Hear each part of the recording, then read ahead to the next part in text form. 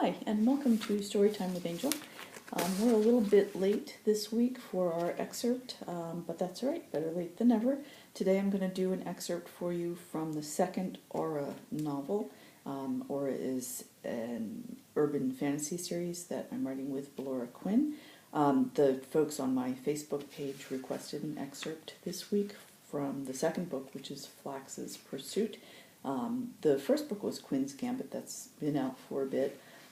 And thank you for everybody who bought that. We're very pleased how that's doing. But we're going to read a little bit from the second book, which comes out in June. So this is Aura, the Agency of Unnatural Resettlement and Assimilation. It's a weird job, but somebody's got to do it. This is kind of the series tagline. The blurb for Flax's Pursuit, we have Quinn and Valerian have come through the trials of facing an undid Lich Queen and the perils of falling in love. Now they work to restore Aura to its previous strength and efficiency while navigating their new life with each other. Fortunately, they're not alone in this.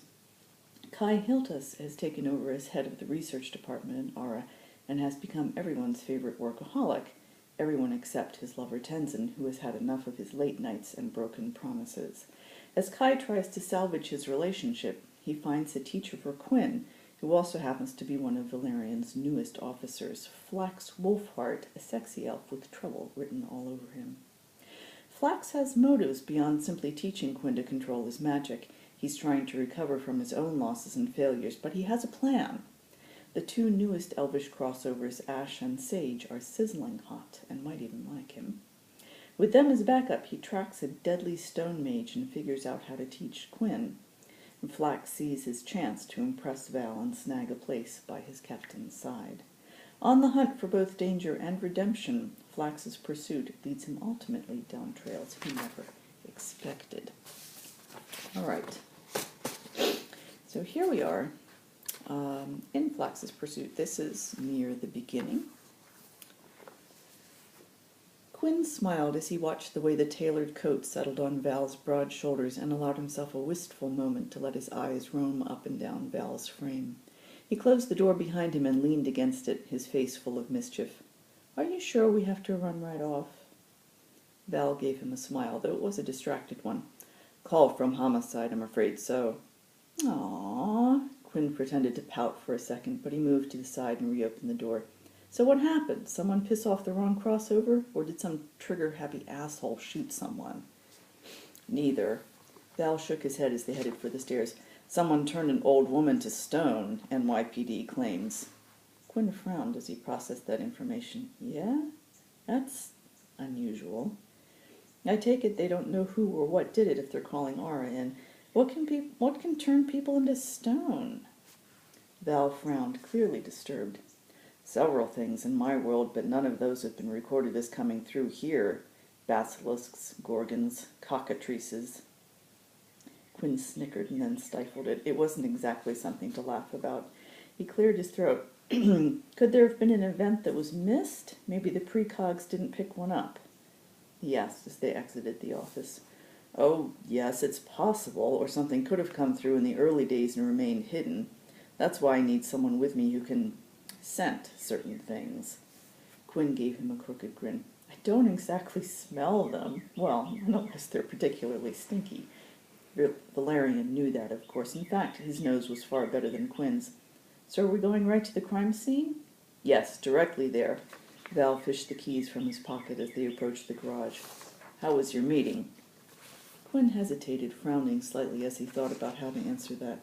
"Not what I expected. He doesn't seem very interested in teaching me. I kind of got the impression that Kai forced him into it."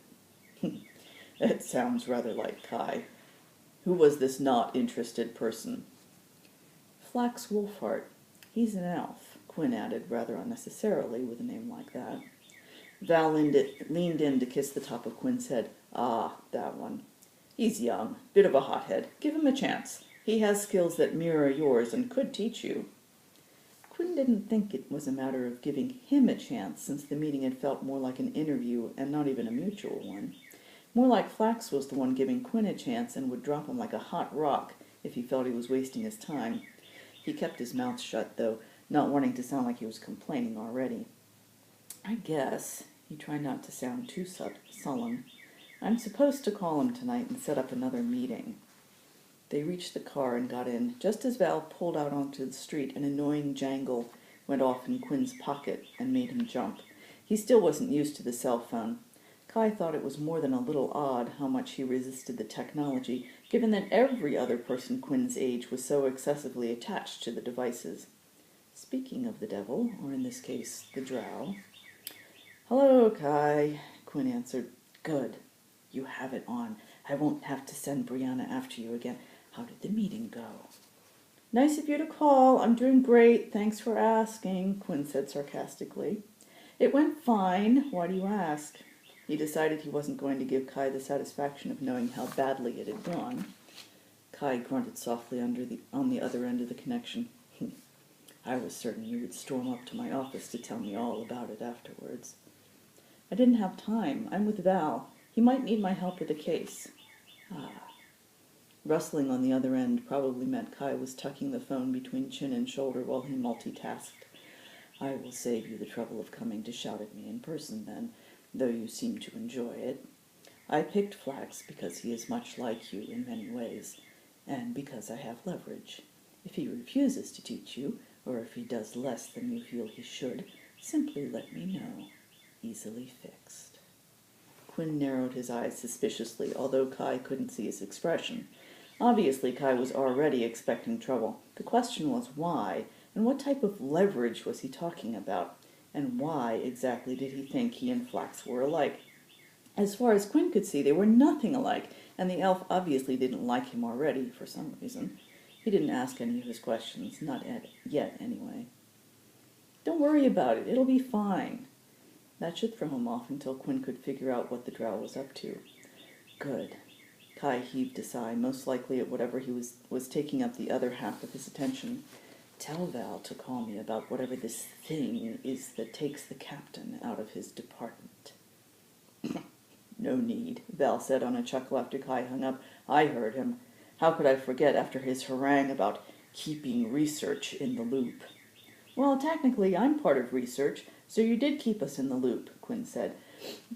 "Not that it'll make Kai any less bitchy." "He is what he is, love. If he were not so prickly, he would never get half the things done that he does." Quinn chuckled softly. "You know I only pick on him because he likes it, right? If he wasn't playing the part of the put-upon drama queen, he wouldn't know what to do with himself." "Part of it is playing a part, certainly." Val turned a corner, started looking for a place to park. "Part of it is how his nerves are strung.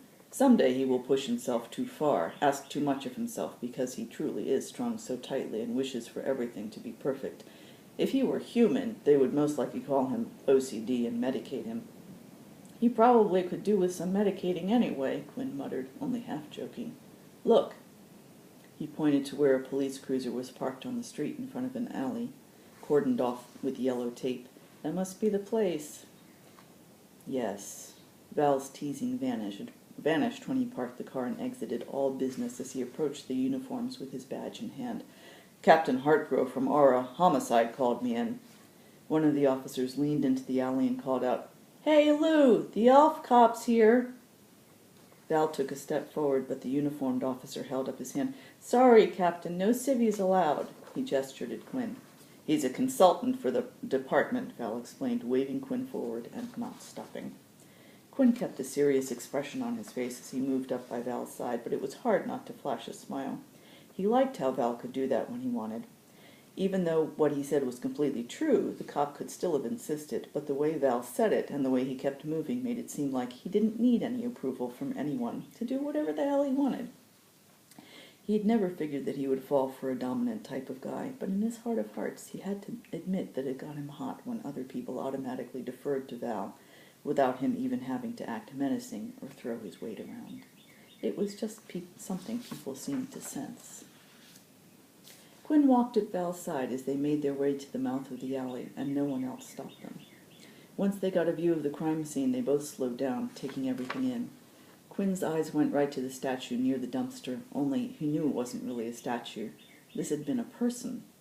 He could believe it, too. No artist would make a statue like this, an old woman dressed kind of frumpy, and with a look of pain and terror on her face. Even cast in stone, that expression was hard to look at. She hadn't died quickly or without pain, that was for sure. "Lou, good to see you."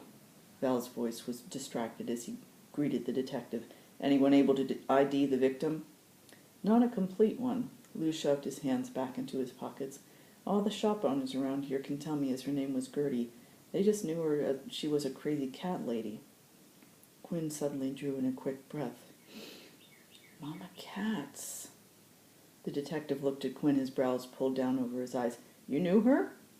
"Sort of, yeah," Quinn said. "She's homeless. Was homeless. She's been around forever, though. A lot of people knew her. Lou blew out a sharp breath. Why would someone want to hurt a cat lady? Might it not have been planned? Val crouched down to get on eye level with the victim. She may have surprised a being who thought they were hidden, or came across something being done that she was not meant to see. All right. And that is our excerpt from Flax's Pursuit. That's the second Aura story that's coming out from Totally Bound in June.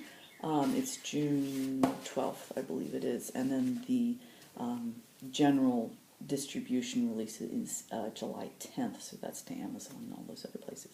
Alrighty. We'll be back next week with some more excerpts, hopefully from somebody besides me.